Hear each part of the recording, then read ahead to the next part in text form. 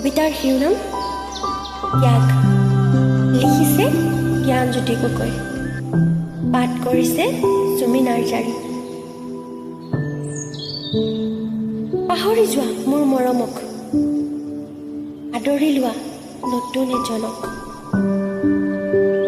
নোৱাৰো বিচাৰিলেও যাব তোমাৰ কাষলে,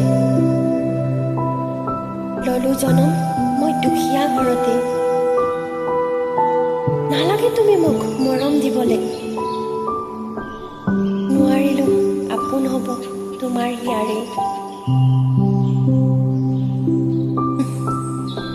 যাবলৈ ওলালো আজি বহু দূৰলৈ, থাকা মৰম তুমি সদায় সুখেৰে। নাপালো এবাৰো তোমাক দেখা, নাছিলেই চাগে মোৰ কপালত লিখা।